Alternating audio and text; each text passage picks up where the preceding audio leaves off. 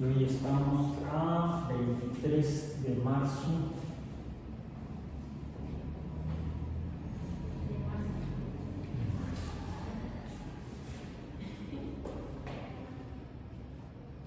Y está por acabar este trimestre. Espero que se acabe el trimestre antes que yo. Bueno, dije marzo, me equivoqué, de septiembre.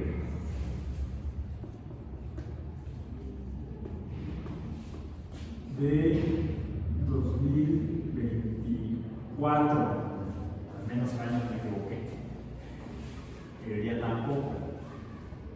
En Biomatemáticas 1.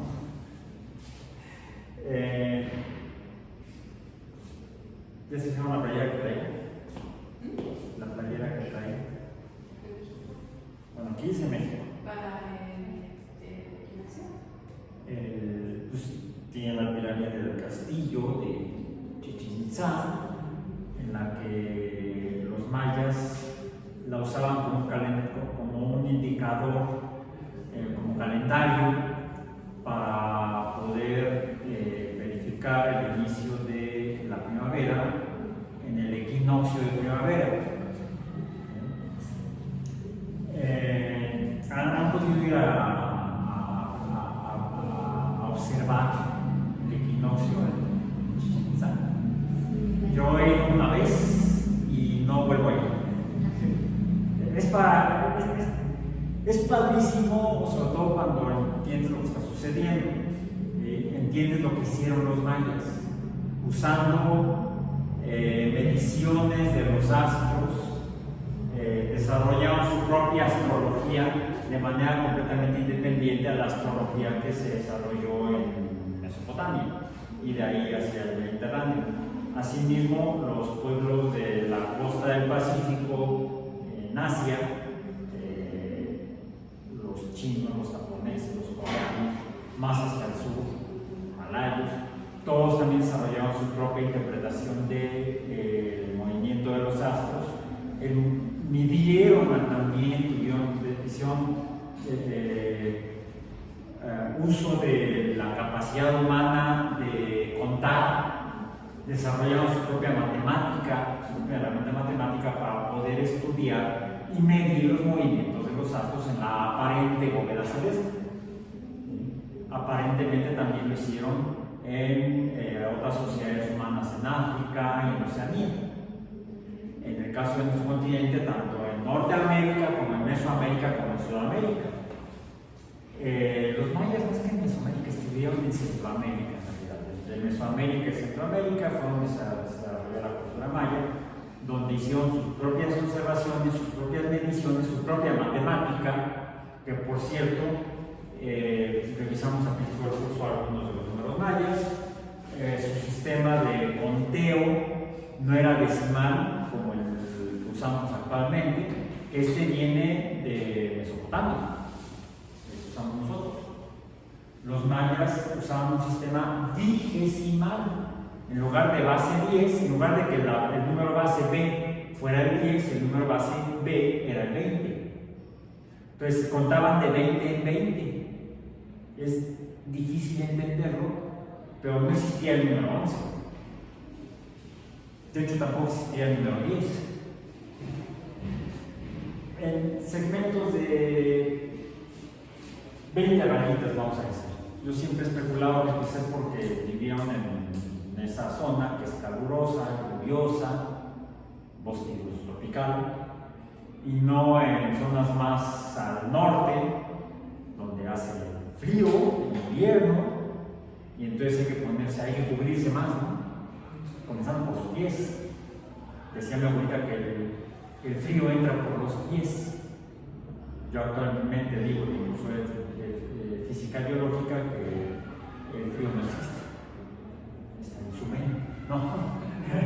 La termodinámica explica que lo que se mueve, lo que existe es la energía, y una expresión de la energía es el calor. El calor es movimiento de las partículas que forman a la materia. Eso es como la termodinámica, en la teoría cinética molecular explica la naturaleza del calor, de la energía calorífica. Entonces, en ese sentido, el frío no existe, sino que sería una baja cantidad de movimiento molecular. Eso se mediría en la escala de temperatura, en temperaturas bajas, y lo que los humanos interpretamos socialmente o culturalmente como frío. Y entonces, cuando hace frío, les digo, me acontece que el frío entra por los pies, entonces, ¿qué tenemos que hacer? Cubrirnos los pies. Pues cuando han ido a esa zona de Yucatán, Campeche, Quintana Roo, uno está muy cómodo en sandalias, en guaraches o hasta descalzo, ¿no? Entonces uno puede contar de 20 en 20 con los dedos de las manos y los dedos de los pies. Los Inuits, los habitantes del norte del continente americano, o los lapones, los habitantes de Escandinavia, pues difícilmente tendrían un sistema infinitesimal, porque estarían con los pies cubiertos. Eso es mera especulación de mi parte. Entonces, eso para recordar un poco nuestros conceptos matemáticos, de dónde vienen. La playa efectivamente representa el calendario conseguido por los mayas. Si uno cuenta las estructuras, uno encuentra en la pirámide el número 365, dividido en 4 lados de la pirámide. O sea, el año dividido en 4 partes iguales. Cambios de estación, los 2 equinoccios y los 2 solsticios. Y los 2 equinoccios los observaban ellos en las sombras que las esquinas de la pirámide proyectaban sobre los costados de las escaleras. Es ahí donde se ven triángulos, y al pie de las escaleras no se ve en el dibujo, está la cabeza de Kukulcán, de la serpiente. Entonces ese descenso de la serpiente, lo que mitológicamente, ritualmente, dentro de su pensamiento, interpretación mágico-religiosa, ¿no?, teísta, del mundo, es la manera en que se explicaba después del análisis matemático el cambio de las estaciones. Entonces en los equinoccios se da el descenso de Kukulcán. Me llama la atención que la gente suele ir allá a Chichén Itzá, por eso no vuelvo a ir, porque va un montón de gente. ¿Sí? Cuando fui con mi esposa acá, estábamos bien casados, nos fuimos a vivir por allá, ya que andábamos por allá, era más fácil viajar vivíamos en Chetumal, ir de Chetumal a Chichén Itzá que ir desde la Ciudad de México a Chichén Itzá, tienes esta reservación, el viaje sale un poco más costoso, ¿sí?, en cuanto a pesos y centavos. Pero estando allá viviendo no muy lejos, pues era más fácil agarrar el carro y después de que terminó el evento, agarramos el carro y de regreso a Chetumal. De otra manera, pues sí, es necesario para unos pagar una noche de hotel. O quizá 2, una cuando llegas y otra cuando te vas. Antes de ir. Entonces, y es curioso que normalmente la ceremonia y reciben a la gente, ¿no?, tratan bien a la gente. El problema luego es la gente. Es por eso que no vuelvo a ir. El problema no es el sitio, no son los empleados, incluso el comercio, pero tampoco. El problema muchas veces son los visitantes. Falta de cultura para ver este tipo de cosas. Y lo que lo organizan para el 21 de marzo. 21 de marzo, no 23 de marzo, que fue lo que dije al principio, antes de la fecha. Pero el equinoccio como tal, como evento astronómico, que es lo que da lugar a la posición del Sol, la Tierra, y por lo tanto a la posición, ubicación y orientación de la pirámide, que a diferencia de las pirámides de la llanura de Giza, en las orillas de la ciudad del Cairo, algunos dicen que los mayas y los egipcios estaban en comunicación, ambos cultura recibieron información de los extraterrestres para construir las pirámides. Bueno, no tengo aquí la de Chichén Itzá, pero tengo otra pirámide, de hecho mucho más grande, que también se usó como observatorio astronómico. Se especula, porque no tenemos información, porque no hay documentos, a diferencia, no hay una escritura totalmente comprendida, a diferencia del maya, que Lomonosov, creo que fue un ruso, un soviético el que decodificó el maya. No es lo que sucede con las pirámides de Teotihuacán. Aquí tengo la imagen capturada de Google Maps. Fíjense, no modifiqué la imagen como aparece en Google Maps. Está orientada norte-sur la imagen. ¿Cómo se ve la pirámide? Pues como que chueca, ¿no? No está, los lados no están paralelos a la fotografía, a la imagen. La imagen está orientada norte-sur, este-oeste. Tengo a continuación la pirámide más grande de la planicie de Giza, en las afueras de, bueno, actualmente ya no está afueras del Cairo, ya es un suburbio del Cairo, ya está rodeada de casas, ¿sí? La zona arqueológica, en Giza. Esta es la pirámide de Keops, la más grande, como la pueden ustedes ver en Google Maps. Está perfectamente alineada norte-sur, este-oeste. Entonces ahí hay una discrepancia. Si ustedes buscan la pirámide del castillo de Chichén Itzá, tiene la misma orientación que la pirámide del sol y de la luna en Teotihuacán. La misma que el Templo Mayor aquí en el centro de la Ciudad de México. La misma que lo que permanece en donde vivo yo, en Tlatelolco. La misma que la de Cholula. O sea, sí hubo comunicación entre las culturas, entre las sociedades, entre las ciudades en Mesoamérica, entre mayas y teotihuacanos. Han encontrado figuras de origen maya en Teotihuacán como en lo que fue Tenochtitlan. Entonces, sí hubo comercio, hubo comunicación entre las culturas a lo largo de cientos de años, antes de la llegada de los españoles. Y es por eso que tienen la misma orientación. ¿Qué observaban los equinoccios? Específicamente los equinoccios, más que los solsticios, porque aquí el cambio de clima no es tan marcado. Bueno, aquí en la Ciudad de México sí, porque andamos trepados a 2.200 metros del nivel del mar, pero las condiciones climáticas, los cambios de temperatura no son tan drásticos en el trópico cerca del nivel del mar, que es donde estuvieron los mayas.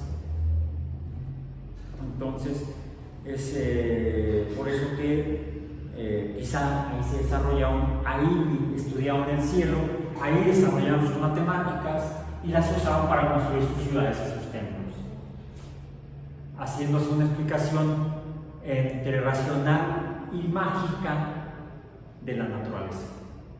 Desarrollaron sus propias creencias mágico-religiosas, sus propios rituales, ya su propia estructura, su propia filosofía, su propia doctrina. Eso ya es una religión, no solamente un pensamiento mágico simple o general. Y para cerrar esta parte, les digo, me llama la atención que la gente va el 21 de marzo, cuando por esas variaciones, de hecho el año no son 365 días exactos, sino 365 días, 6 horas y algunos minutos, lo que tarda el sol, ahora sabemos, en moverse sobre el horizonte. El sol no se mueve alrededor de la Tierra, aunque así lo interpretaban los mayas, los teotihuacanos, los egipcios, los griegos, salvo Aristarco, hubo otro, no me acuerdo el nombre.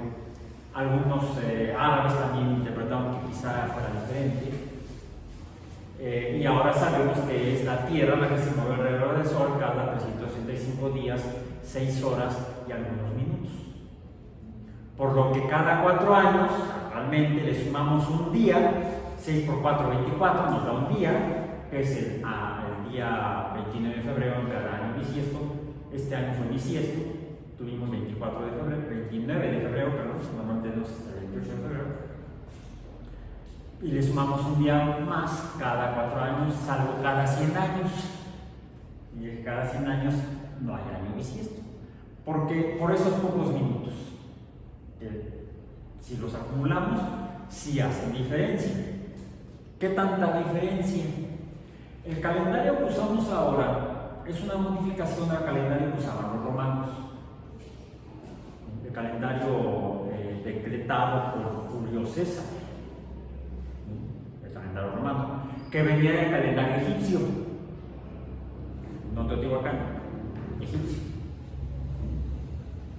Entonces, con base en el calendario egipcio, los romanos lo hacen algunas modificaciones y establecen el calendario que se usa en Roma hasta 1583. En 1583 entra en vigor por bula papal del Papa Clemente, Gregorio, si no sería el calendario clementino y no gregoriano. Clemente VII, creo que fue. El Papa Clemente decreta el nuevo calendario para regular las fiestas religiosas, porque la Pascua cristiana, la Pascua católica, se celebra no sé cuántos días después de la luna llena, después del equinoccio de primavera. No recuerdo, por ahí está. Nunca lo he entendido exactamente, lo he leído varias veces y se me olvida. Igual para que lo recuerdo si está escrito. Lo puedo consultar cada que lo necesite. Y como ya no practico el catolicismo, pues ya no lo necesito, entonces una vez me fijo nada más en el proceso del calendario y ya lo corregí. 23 de septiembre, les digo, por esas variaciones astronómicas, el equinoccio no siempre es el 21 de marzo. Va variando entre el 20 y el 22 de marzo, el equinoccio de primavera. Entonces pueden ir tranquilamente el 20 de marzo, antes de que esté un montón de gente, a Chichén Itzá y disfrutar más tranquilamente, sin tanto alboroto, el equinoccio de primavera. O pueden ir el día 22, igual. No hay mucha variación en cuanto a la forma de los triángulos que se forman en los costados de las escaleras, pero desciende exacto. Lo que me pregunto es por qué nadie va en este mes. El equinoccio de septiembre, en el caso de nosotros, donde vivimos, el hemisferio norte, el 21 de marzo, entre el 20 y el 22 de marzo, ocurre el equinoccio de primavera. Sí, porque empieza la primavera en el hemisferio norte, mientras en el hemisferio sur inicia el otoño, por la inclinación del eje terrestre. Es por eso que hay estaciones igual que el mar. Y es que quizá que por eso a nivel global, a nivel internacional mundial, no debemos llamarle equinoccio de primavera de marzo, sino del equinoccio de marzo, nada más. Y nos deseamos nosotros feliz primavera, y a los argentinos y chilenos y australianos y sudafricanos feliz otoño. Y en el equinoccio de septiembre, que fue ayer, a las 6:30 de la mañana, 6:40 y tantos, ocurrió el equinoccio de septiembre. Formalmente empieza el otoño astronómico, además de que como la Tierra está inclinada, nos va a ir llegando cada vez menos radiación solar y cada vez habrá menos calor, cada vez estará más baja la temperatura, cada vez sentiremos más frío que entra por los pies, decía mi abuelo. Sin embargo, la gente no va y se ve lo mismo. Vuelve a descender Kukulcán por los costados de la escalera de la pirámide del castillo en Chichén Itzá en el equinoccio de otoño o equinoccio de septiembre. El otoño en el hemisferio norte, el equinoccio de primavera para los hermanos latinoamericanos de Sudamérica. En Uruguay, Paraguay, Brasil, etc. Igual los que habitan en el hemisferio sur, en África, en Oceanía, que es donde se puede ver eso. Bien. Entonces, quizá por eso fue que me equivoqué de pero sirvió para hacer un repaso recordatorio de lo que es el tema central de nuestro curso de Matemáticas 1, que es la numérica, digamos, y las relaciones entre números, eso lo llamamos funciones. Y encontramos que además los números son, podemos enfilarlos y llegamos entonces al concepto de sucesiones, que son secuencias y series. Me salté el tema de límites, que es un concepto relacionado con el concepto de funciones. Entonces, hemos estado estudiando los números en nuestro curso de Matemáticas 1. De aquí, de las relaciones entre números, se desprende el concepto de función, funciones numéricas y matemáticas, y las funciones presentan una propiedad que es, a veces o siempre, presentar límites de funciones. Y hay los límites, incluso desde el concepto de número, recordamos que apareció el concepto de infinito, que de hecho es un número no definible. Y esto se relaciona como uno de los tipos de límites en algunas funciones. Cuando en una relación entre números llega un valor numérico en la variable independiente, para la cual encontramos un valor en la variable dependiente, quizá porque ese número es no conocible, porque puede ser extremadamente grande y es más, tan grande que no sabemos cuál es, o tan grande positivo o tan grande negativo que no podemos definir. Eso es uno de los tipos de límites que estudiamos en esta parte del curso. Ese mismo concepto lo estamos viendo actualmente en nuestro tema de sucesiones, donde definimos dos tipos de las sucesiones, dijimos que son filas de números, mientras que las funciones son relaciones. Y los límites son simplemente propiedades de las funciones. Los límites parece que están más relacionados con las funciones y con las sucesiones, aparte.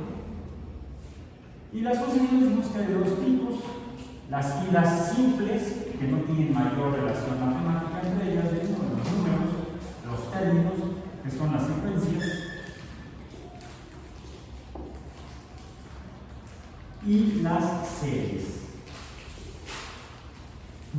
que mientras que las secuencias son simplemente filas de números ordenados, en las series esos números ordenados en la fila se relacionan entre sí porque operan matemáticamente a través de adiciones y o sustracciones. Bueno, ok. Y de estas dos es interesante que también hay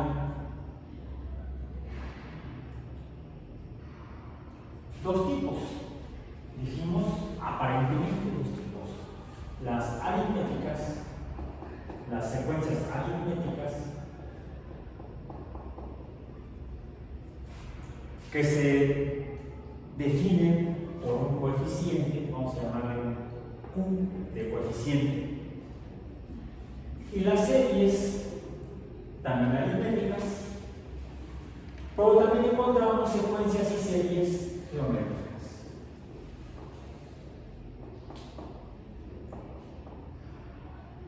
Que se definen por una tasa, proporción o razón. Curiosamente, podríamos decir que un coeficiente, al ser proporcional, podría también entenderse como una razón. Pero mientras que los coeficientes son normalmente números enteros, o al menos mayores que 1, las razones son números racionales, normalmente menores que 1. Es la diferencia entre un coeficiente y una razón, en términos de las sucesiones, a diferencia de lo que interpretamos como los coeficientes en las funciones, incluso como tipos de números, porque incluso hasta usamos la Q para los números racionales, ¿no? Y aquí, en el caso de las sucesiones, ¿en qué estamos la R de razón o racional? Para un concepto distinto, el que nos define las series y secuencias geométricas. Entonces, hay que tener claros esas diferencias entre conceptos cuando en matemáticas hablamos ya sea de números, de funciones o de sucesiones y acudimos a términos relacionados con razón, con coeficiente, razón, racional, proporción o proporcional. Por ejemplo, en el caso de las funciones, la proporción la define la pendiente, que es un coeficiente, que por cierto las pendientes pueden ser números enteros o números racionales. Esos que acá entre los números encontramos como vamos a pensar los conjuntos de números enteros o números racionales. Eso es como números. En el caso de las funciones, las pendientes pueden estar en el conjunto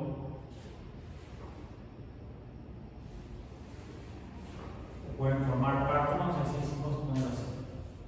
con el símbolo de teoría de conjuntos. Las pendientes pueden estar en números enteros y también en números racionales. Entonces hay que tener mucha claridad de que estamos terminando ya nuestro programa del curso de matemáticas. Cuando estamos hablando de estos términos, ¿en qué ámbito estamos hablando?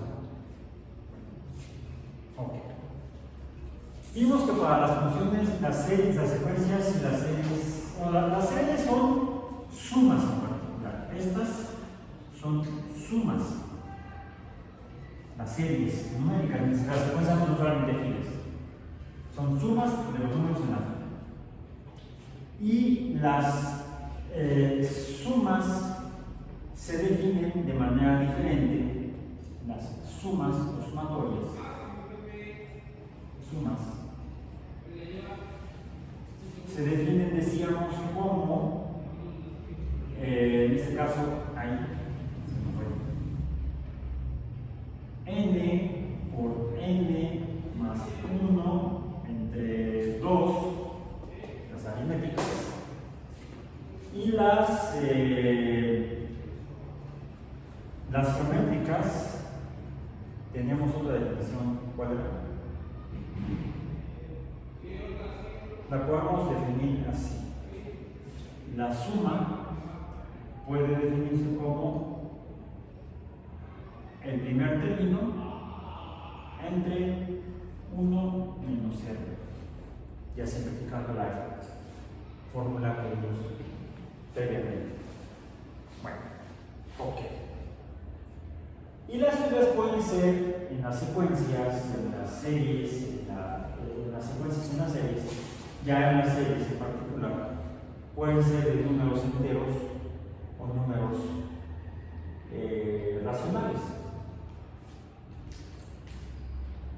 Por ejemplo, tengamos esta: 1 más 2 más 4, sí, más 8, más. No lo hago con la infinita, sino que termine, sea una serie infinita que termine en el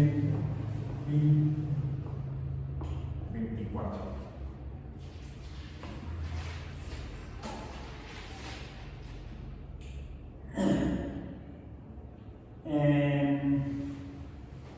¿Cuántos términos tendría esto? ¿Cuál sería la n de este término? Este es a sub 1 más hasta acá. ¿Cuál es el a sub n? ¿Cómo lo podríamos conocer?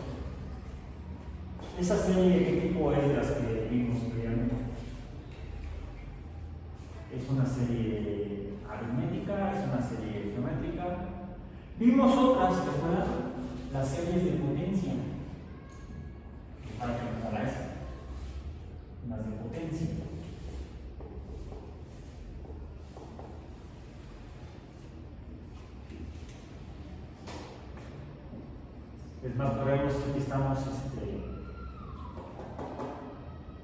podríamos en un momento dado hacer una analogía entre lo que son las sucesiones, más bien las series en particular, porque necesitamos una operacionalmente. Las funciones tienen operaciones aritméticas. Las funciones pueden ser mononomiales o polinomiales o polinómicas. ¿A qué se refiere? A que la función está formada por diferentes términos. ¿Y cómo se llaman los números en las filas? Términos. Entonces vemos que hay una similitud entre las funciones y las sucesiones, en particular en las series. Si bien cada número en una secuencia es un término, cada número en una serie es un término, bueno, las que se parecen más a las funciones de estos dos son las series, porque aquí tenemos operaciones entre los términos, aquí no y aquí sí. Entonces, podríamos tratar a las series como si fueran funciones.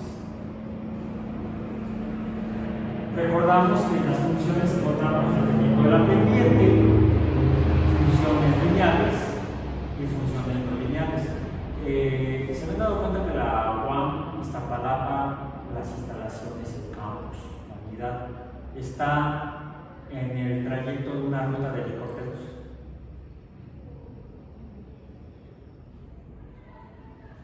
Yo porque de repente escucho en las grabaciones, cuando las reviso de las clases,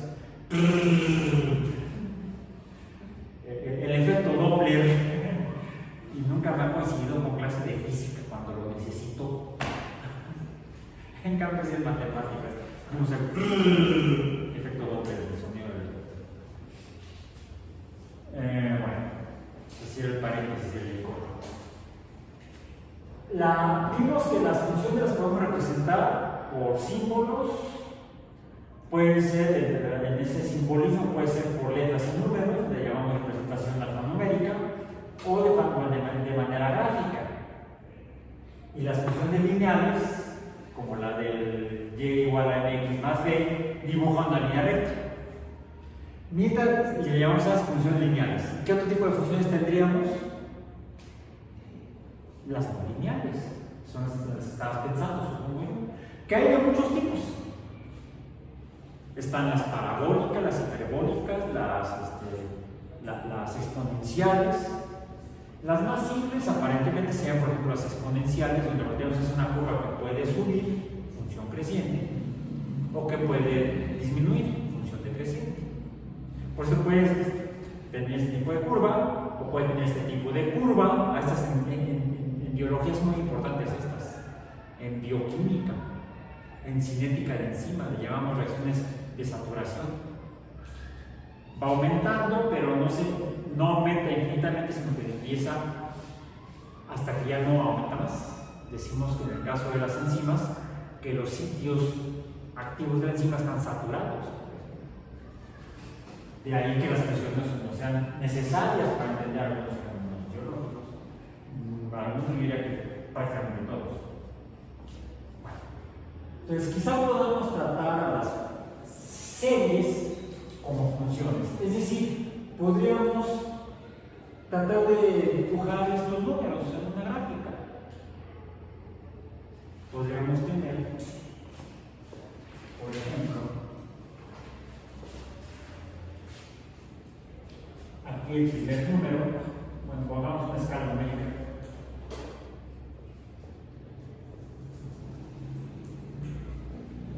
Ok, hasta ahí. ¿Cuál sería el primer número? 1. ¿El siguiente número? 2. ¿El siguiente?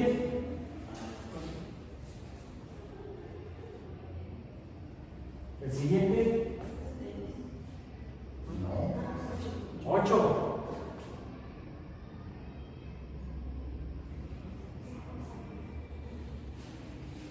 Si pusiéramos un puntito en medio de cada una de las cúspides de las barras, ¿qué se estaría con? Una curva parecida a una función. Bueno, de hecho es no lineal y tendría cara como exponencial, ¿no? Si no es exponencial, sí, ¿cuáles son las otras funciones que vimos? Tampoco son curvas, tampoco son rectas, también son curvas. Las de potencia, las polinómicas. De hecho, si esto se regresara, tendríamos aquí una parábola, tal vez. Entonces, también podemos hacerlo con las series numéricas. Y entonces, esta serie que parece, ¿qué tipo de serie sería? ¿Aritmética? No. La aritmética nos dibujaría una recta. Con diferente pendiente, dependiendo del coeficiente del cambio, ¿no? Del coeficiente que define a la serie aritmética. Las geométricas deben dibujarnos curvas de diferentes curvaturas, vamos a decir.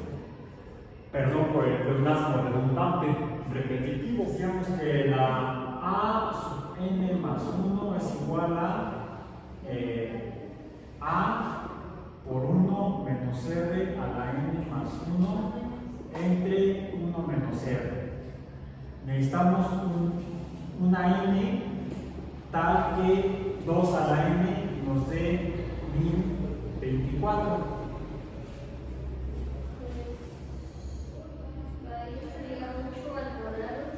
No, 8 al cuadrado no. 2 a la n. 2 a la 8. No. Dijiste 8 al cuadrado no. 8 al cuadrado es 864. En cambio, 2 a la octava, ¿cuánto da? Se sigue la sucesión porque, por ejemplo, es 4 al cuadrado. No. La razón se mantiene constante. La razón se mantiene constante. Siempre, R siempre es 2. Es 2 a la décima potencia. 2 a la décima potencia, entonces Da 1024. si n es igual a 10, entonces 2 a la 10 es igual a 1024. Ok, apliquemos esto acá.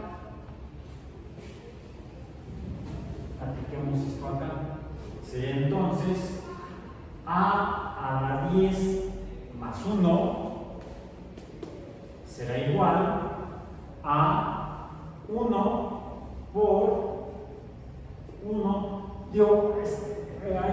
¿Por qué no ponemos aquí el número 1 en la A? Porque el primer término puede ser otro número. Una serie puede empezar con cualquier número. Aquí simplemente está casualmente empezando con el número 1. Entonces sería A es igual a 1. Aquí está, A es igual a 1. El binomio que va en la cuadra, en el paréntesis, es 1 menos R, donde R es 2, elevado a la 10 más 1 entre 1 menos R, 2, ¿no? Sería entonces 2 a la 11. A la 10 menos, a la 10 más 1, perdón, más 1 sería entonces 1 por 1 menos 2 a la 11 entre 1 menos 1, vamos a ponerle de una vez ya. 1 menos 1. ¿Y esto cuánto es? 2047. A es igual a 10 más 1 es igual a 2047. Es igual a 2047. Es una serie muy grande. Bueno, no tan grande, son 10 términos. Es una serie de 10 números. Bueno, ahora, ¿qué sucede si tenemos ahora otra serie que sea 1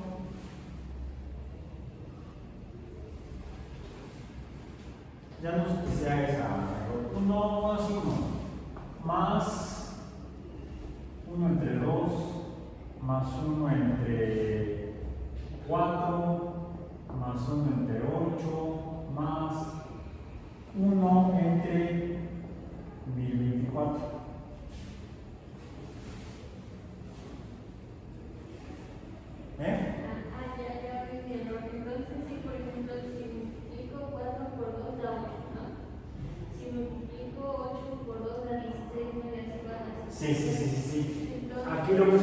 lo que tenemos es estos términos los podemos representar de diferentes maneras.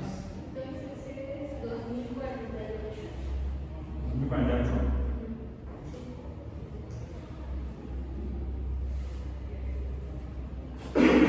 Porque a ella le dio 2047.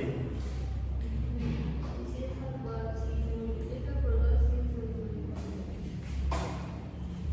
A ver. 1. A es 1.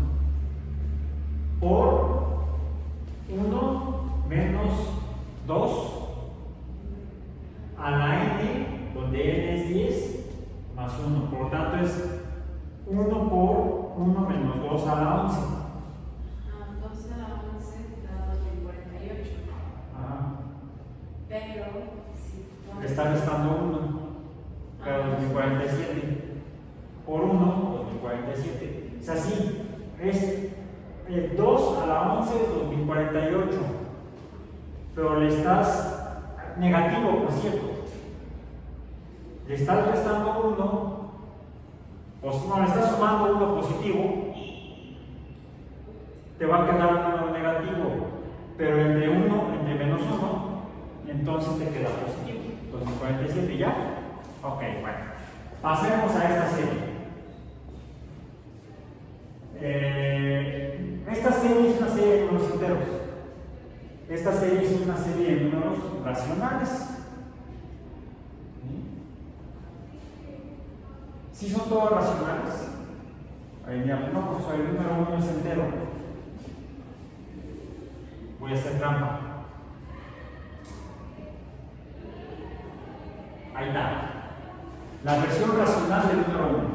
Bueno, una de las n versiones racionales del número 1 puede ser 2 entre 2, 4 entre 4, 2 millones entre 2 millones, pi entre pi, para dar 1. Bueno, es un número racional, quiere decir que está formado por números que tienen dos números enteros, cada término. A los de arriba le llamamos numeradores, a los de abajo le llamamos denominadores. ¿Le ven alguna característica a eso? ¿Algo que ya hayan visto antes? Pues los números de los denominadores son los números que tenemos acá como números enteros. Es más, podríamos expresar estos números enteros en su forma racional, que serían 1 entre 1, 2 entre 1, 4 entre 1, 8 entre 1, 1024 entre 1. Podríamos decir que esta serie de números, estos números racionales son los inversos de los números enteros. ¿Cuántos términos tiene esa serie? ¿Y cuál será su suma? Bueno, de entrada no es una serie aritmética. La suma entonces, ¿cómo la puedo determinar? Pues se parece a una serie geométrica. Podríamos usar la misma fórmula. Además ya tenemos cuántos términos son. ¿Cuántos términos son? 10. N es igual a 10. Entonces aquí N es igual a 10. ¿Okay? A, ¿quién es? ¿Qué número es? El 1. Aquí sí voy a ponerlo como estaba originalmente. ¿Y la razón? R.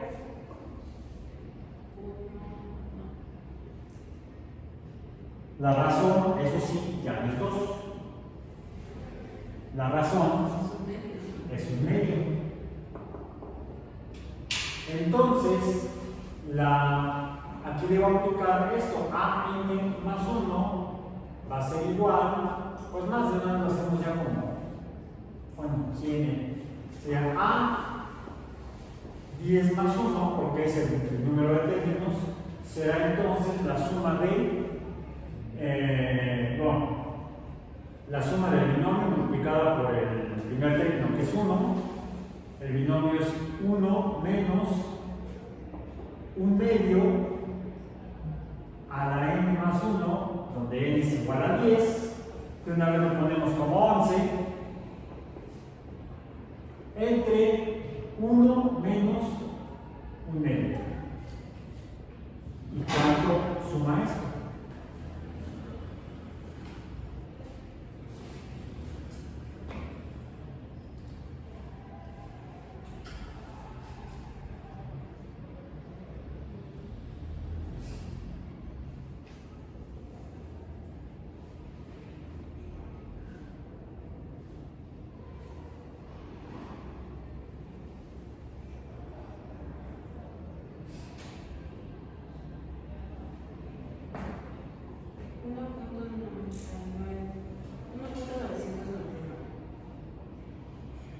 ¿Segura?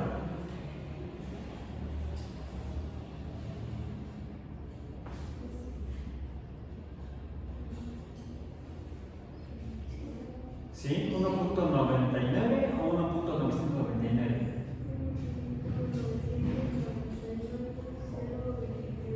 O 1.999. No. Bueno, hay otros números. Sí, sería 999 millones. Ah, 23.438. a ver. Esto es aproximadamente 1.999 más. Y esto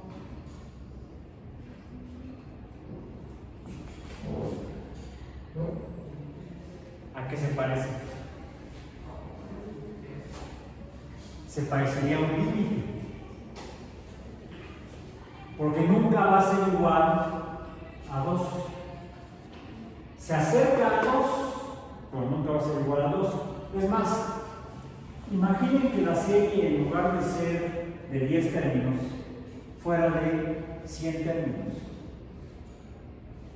Tendríamos entonces 1 por 1 menos 1 medio a la 101.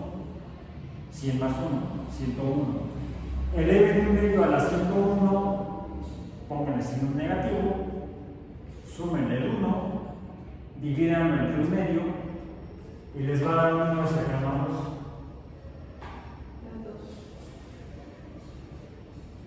Podríamos decir que si esta serie fuera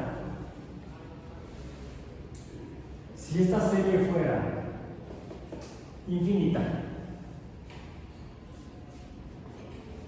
nos daría un número aproximado a 2. Mientras que esta serie, si esta serie fuera infinita,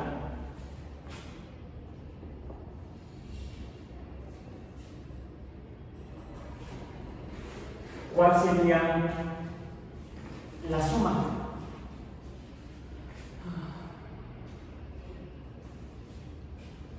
Sería un número cada vez más grande, cada vez más grande, cada vez más grande, pero el último número, dijimos, es no conocible, no definible, se parece al concepto de límite.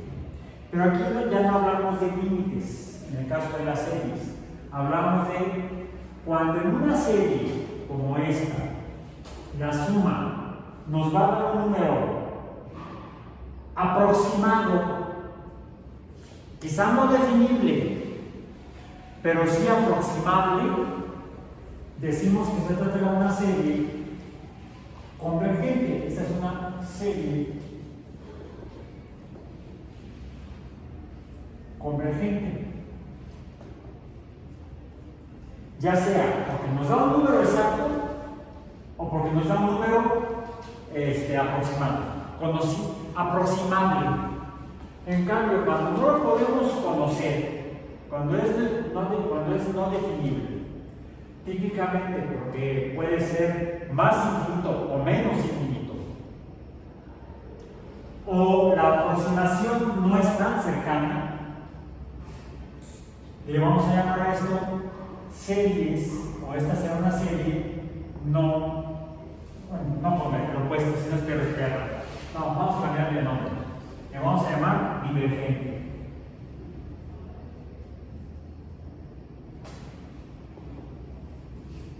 La serie divergente. Bueno. Ok. también lo podemos definir mediante este tipo de relación. La suma puede ser A entre 1 menos N. Para no errarle podemos empezar con esta o podemos intentarlo con esta otra vez. Bueno, déjenme pasar a lo que sigue. Ok.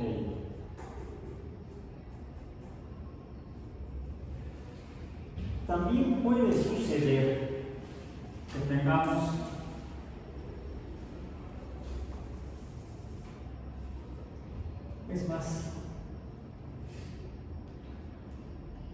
dijimos que esta serie es una serie formada por los inversos de esta serie de números enteros. Y tenemos arriba numeradores y abajo denominadores. Si tuviéramos esto como serie, 1 más 1 más 1 más 1 más, ¿sería una serie?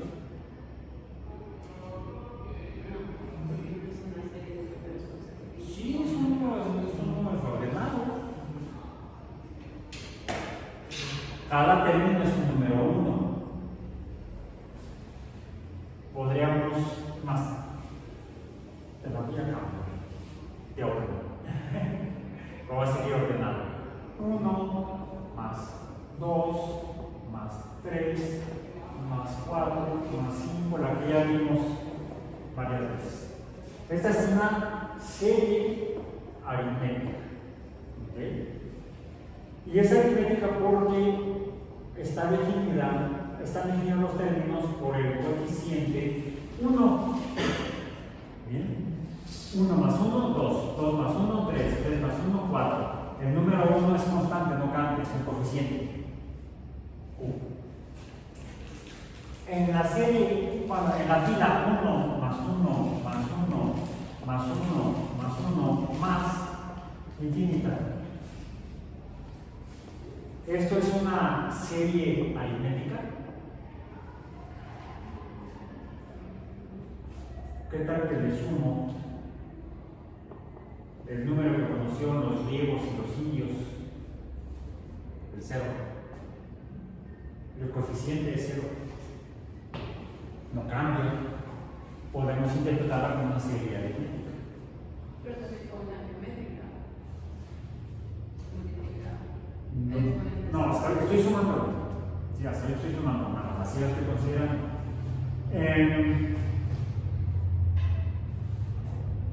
Mientras que los denominadores sean la serie, sean los numeradores. Los numeradores. Los denominadores, ¿cuáles son? 1 más 2 más 3 más 4, no me llamas, más 4, no. 1 más 2 más 4, más 8, más 16 sería el que sigue. ¿Qué tipo de serie es? Es una serie geométrica.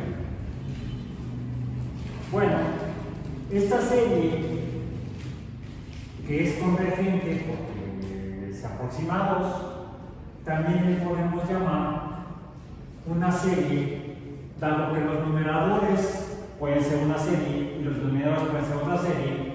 La serie de los numeradores sería una serie aritmética y la serie de los denominadores sería una serie geométrica. Esto también le podemos llamar una serie aritmético geométrica.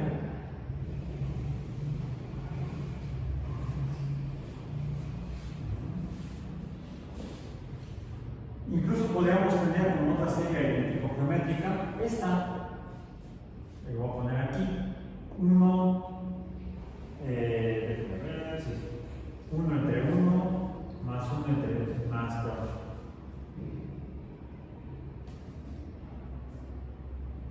Sí, más 1 no.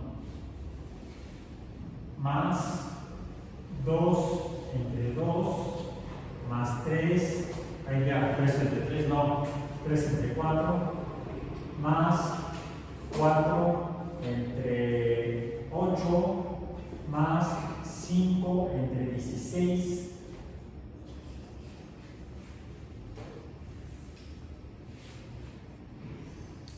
¿Qué tipo de serie es? Una serie aritmético-geométrica. Los numeradores son una serie aritmética, los denominadores son una serie geométrica. Entonces puede haber múltiples tipos de series formadas por números racionales, múltiples series formadas por números racionales que caigan en la calificación o clasificación de series aritmético-geométricas. Bueno, y vamos a terminar con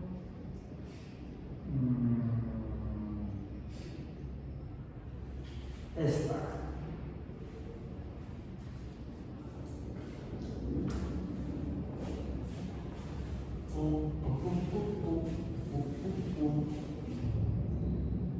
Uno entre 1 más 1 entre 2 más 1 entre 3 más 1 no, entre 3 no.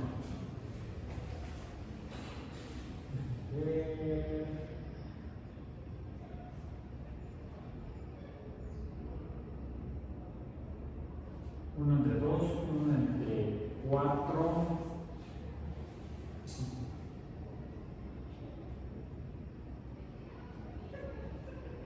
no, 5 entre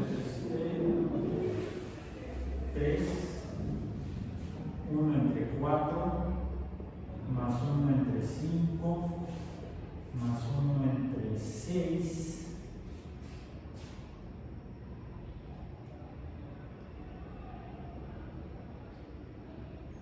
no sé si han visto cuerdas tensas vibrando. ¿Sí? Normalmente cuando una cuerda se tensa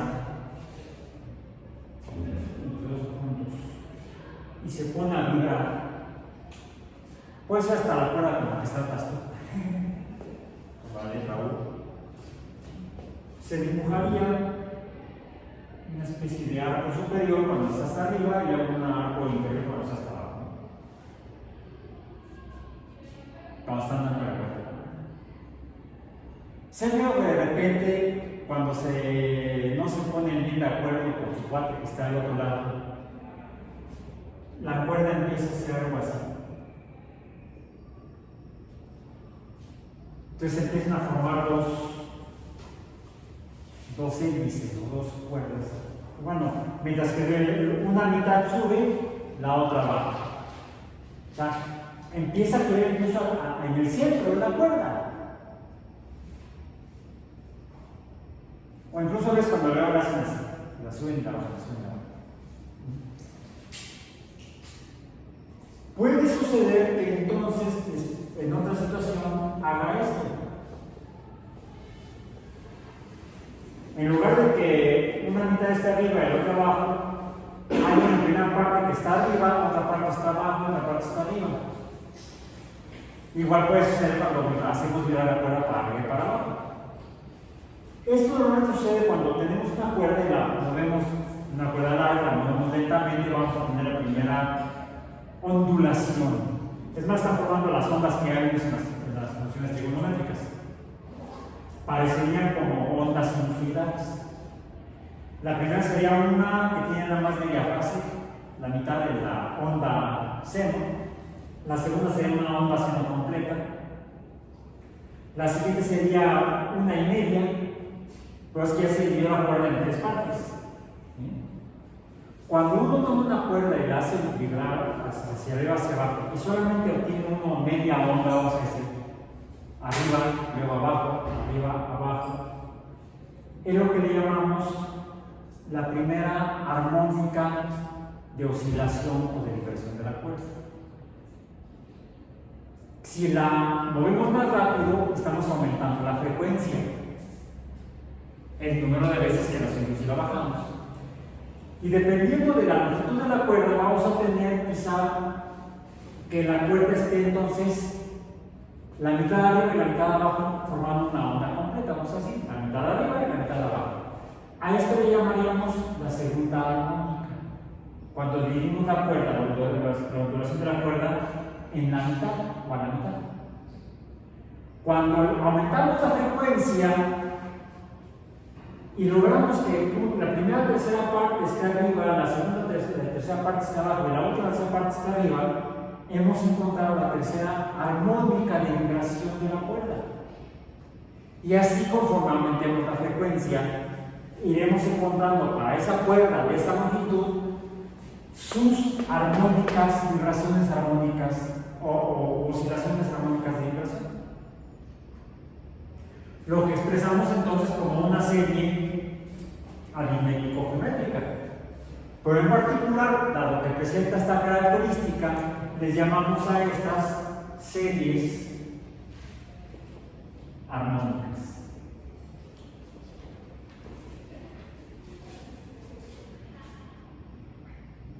¿Han escuchado este término en algún otro concepto o fenómeno o lugar? En la música. Si ustedes toman una cuerda horizontal o vertical y la tensan y la rasgan, quizá vean que hace lo mismo. La mitad está arriba y la mitad está abajo. Esta sería entonces la primera armónica. Allá, bueno, quizás si la rasgo más, no más al contrario, lo que hago es que ahora la corto de aquí y la hago vibrar, la rasgo y la hago vibrar nada más aquí. La mitad, nada más, permito que oscile nada más la mitad de la cuerda. Sería equivalente a esta segunda armónica de la cuerda. Es la mitad de la cuerda vibrando. Puedo ahora reducirlo a la mitad. Será la cuarta parte de la cuerda. Dejo aquí los tres cuartas partes, solamente rasgo esto. Y vibra así. Es solamente la cuarta parte.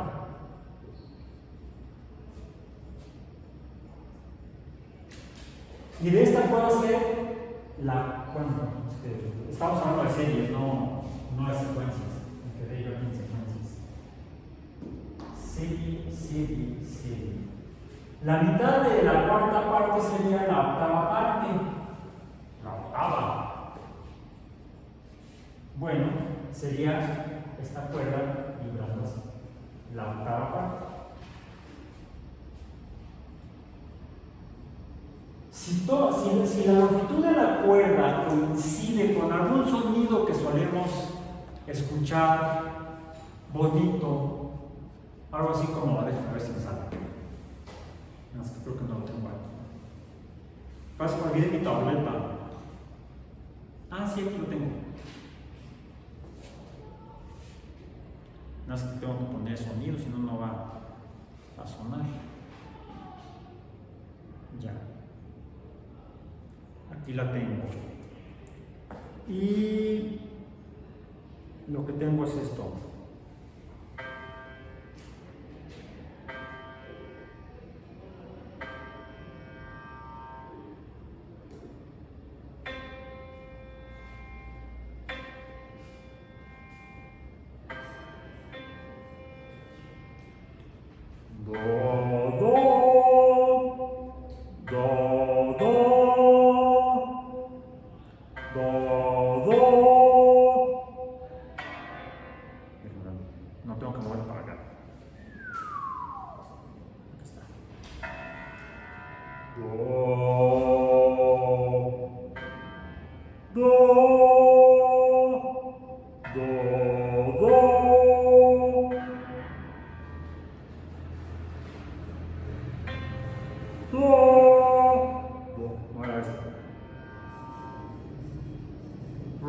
chiquito el teclado, porque ya la tableta donde se puede ver más grande. De hecho, han notado lo que acabo de tocar, la que acabo de sonar con mi red, está un poco lastimado.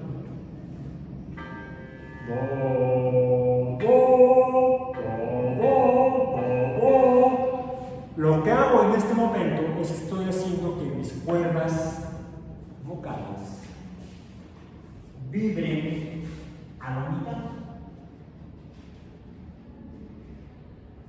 Hacer vibrar una cuerda a la mitad de su longitud original nos da la primera octava. A la siguiente nos da la siguiente octava. Y así tendríamos los diferentes dos en diferentes octavas. De ahí que suenen armónicas. Y sonarán armónicas cuando tengan proporciones equivalentes. Por ejemplo, yo puedo hacer sonar una cuerda a la mitad al mismo tiempo que otra cuerda entera y otra cuerda en la cuarta parte y van a sonar bonito, van a sonar armónicas porque vibran en frecuencias de proporciones numéricas armónicas, precisamente. Si yo hago esto, pero una cuerda la tengo entera, otra a la mitad y otra a la quinta parte, ya no va a sonar igual. Porque las proporciones ya no son equivalentes. Una de ellas estaría saliendo de la secuencia armónica.